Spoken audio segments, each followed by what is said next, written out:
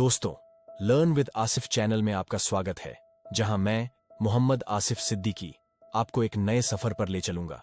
आज हम जानेंगे ताजमहल की दिलचस्प कहानी, उसके बनने की वजह, उसका हुस्न और कुछ अनसुने राज। अगर आपको इतिहास और कहानियों का शौक है तो हमारे चैनल को सब्सक्राइब करें, लाइक और शेयर करना ना भूलें। हमारे साथ जुड़े रहें और हर नई कहानी का लुत्फ उठाएं। जरा सोचिए, 1631 की एक खामोश रात। आगरा का आसमान तारों से सजा हुआ है और यमुना नदी शांत बह रही है। महल के एक कोने में एक अकेली शख्सियत खड़ी है, गहरे गम में डूबी हुई। ये कोई और नहीं बल्कि मुगल बादशाह शाहजहां हैं, जो उस रात सिर्फ एक दिल टूटे हुए पति हैं। उनकी प्यारी बेगम मुमताज महल ने उनकी बाहों में अपनी आखिरी सांस ली है। लेकिन जो इसके बाद होता है दोस्तों, वही इस प्रेम कहानी को अमर बना देता है। एक दिए की हल्की रोशनी में शाहजहां ने आसमान की ओर देखकर एक वादा किया। उन्होंने ठाना कि वो ऐसा मकबरा बनाएंगे जो इतना खूबसूरत और बेमिसाल हो कि लोग दुनिया के हर कोने से इसे देखने आएं। लेकिन दोस्तों, यहां पर एक रहस्य जुड़ा है। ये सिर्फ प्रेम नहीं था जो शाहजहां को प्रेरित कर रहा था। कहते हैं शाहजहां को एक सपना आया था, एक दिव्य दर्शन, जिसमें उन्होंने इस महल को देखा था। और वो सपना था ताजमहल, एक जन्नत का महल। आने वाले 20 सालों तक भारत और परसिया से लाखों कारीगर, मजदूर और कलाकार आगरा में जुटे।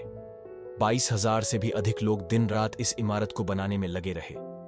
लेकिन यहां पर सस्पेंस और भी बढ़ जाता है।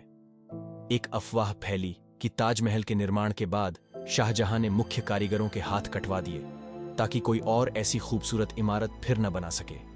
सच्चाई क्या है, ये आज भी कोई नहीं जानता। लेकिन यही रहस्य, यही आभा ताजमहल को दुनिया की नजरों में और भी आकर्षक बना देती है। ताजमहल की वास्तुकला ऐसी थी कि जैसे ये किसी दूसरी दुनिया की चीज हो।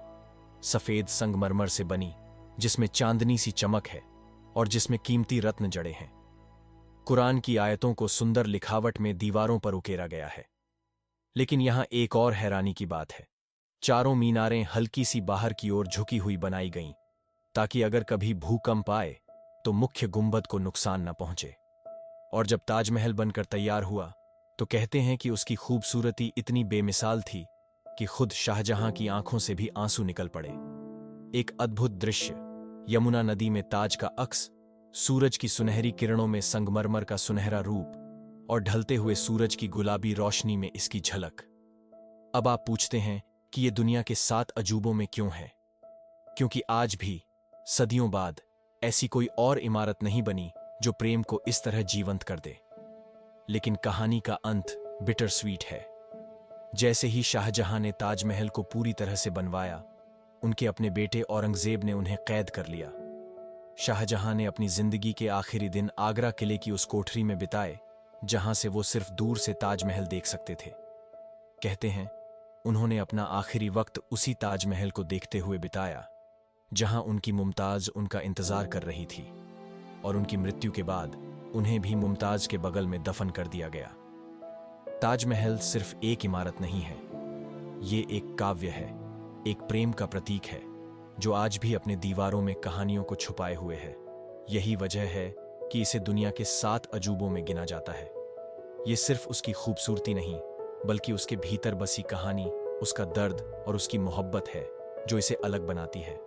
जब आप इसके सामने खड़े होते हैं तो आपको सिर्फ संगमरमर और पत्थर नहीं दिखता, बल्कि 2 आत्माओं की झलक मिलती है जो सदियों से एक दूसरे के लिए वहीं मौजूद हैं। यही ताजमहल का राज, उसकी जादूगरी और उसकी महानता है।